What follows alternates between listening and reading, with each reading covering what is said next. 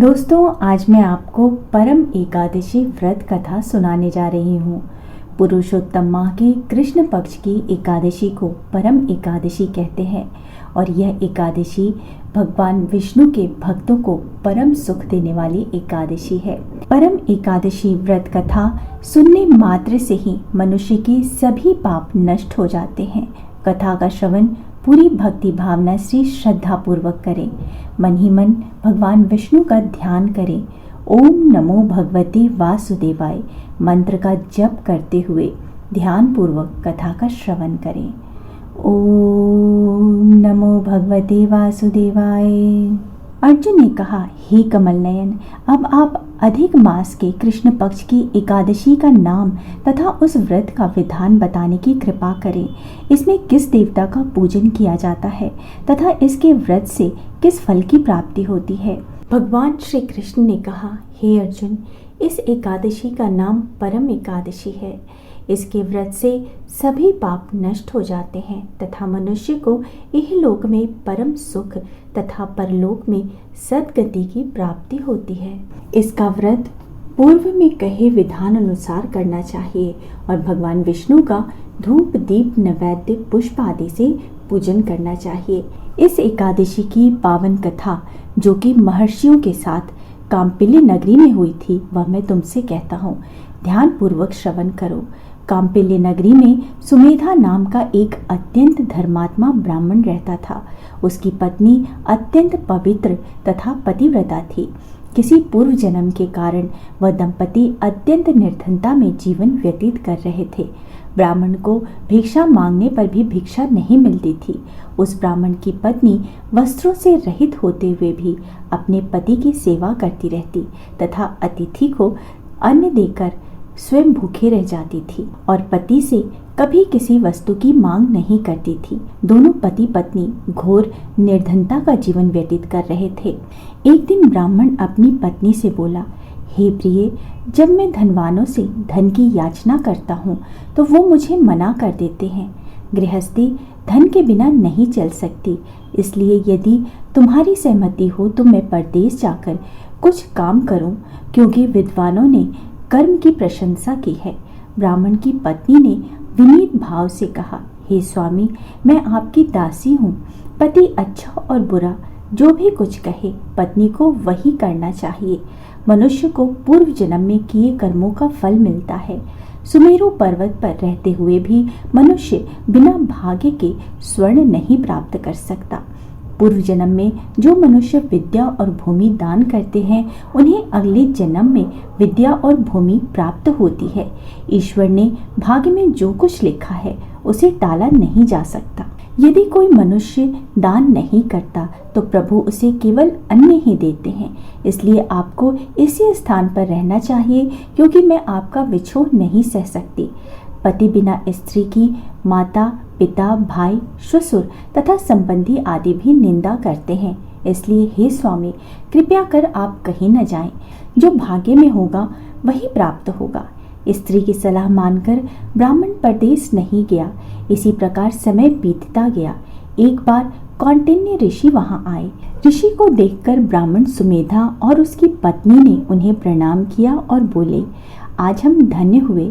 आपके दर्शन से हमारा जीवन सफल हुआ। ऋषि को उन्होंने आसन और भोजन दिया। भोजन देने के बाद पतिव्रता ब्राह्मणी ने कहा, हे ऋषिवर, कृपया कर आप मुझे दरिद्रता का नाश करने की विधि बताएं। मैंने अपने पति को परदेश में जाकर धन कमाने से रोका है। मेरे भाग्य से आप यहाँ आए हैं। मुझे पूर्ण विश्वास है कि अब मेरी दरिद्रता शीघ्र ही नष्ट हो जाएगी। अतः आप हमारी दरिद्रता नष्ट करने का कोई उपाय बताएं।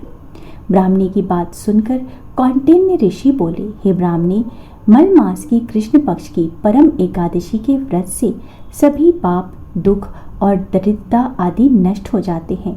जो मनुष्य इस व्रत को करता है वह धनवान हो जाता है।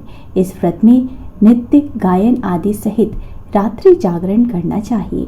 भगवान शंकर ने कुबेर जी को इसी व्रत को करने से धनाक्ष बना दिया।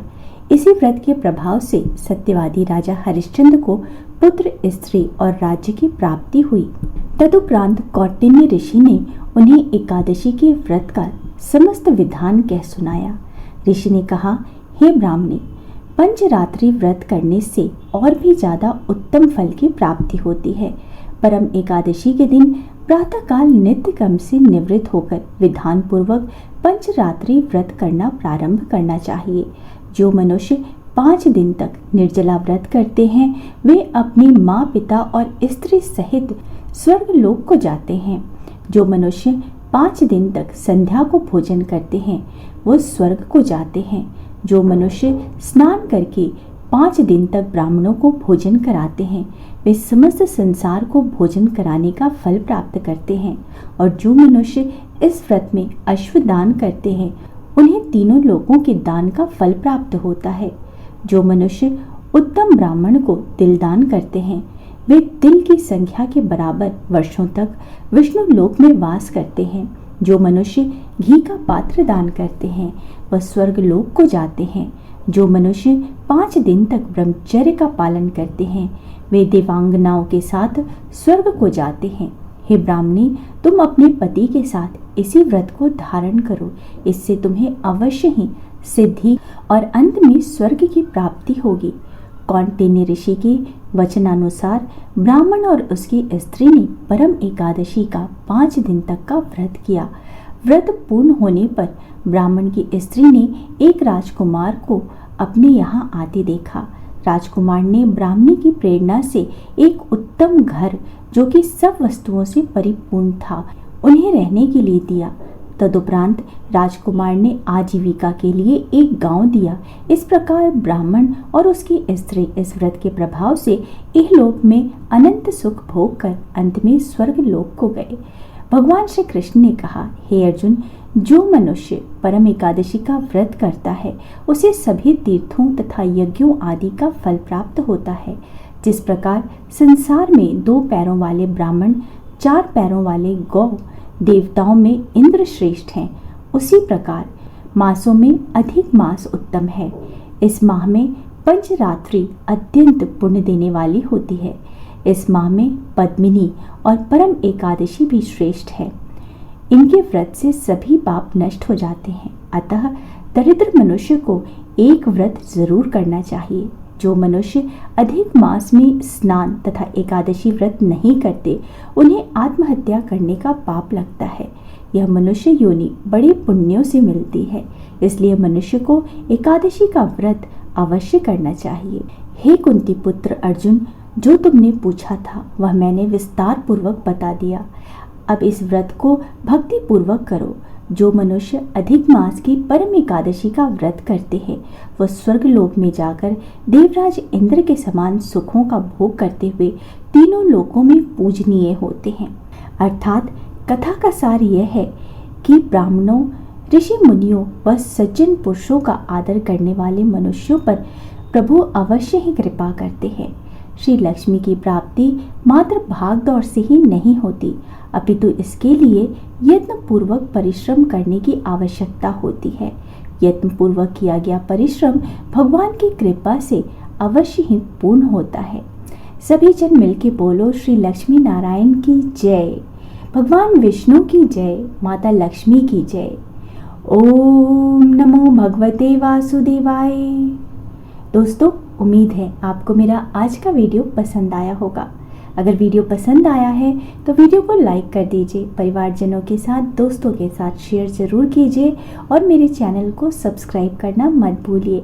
मिलते हैं अगले वीडियो में, तब तक स्वस्थ रहिए, सुरक्षित रहिए और अपना बहुत बहुत ध्यान रखिए। जय माता दी।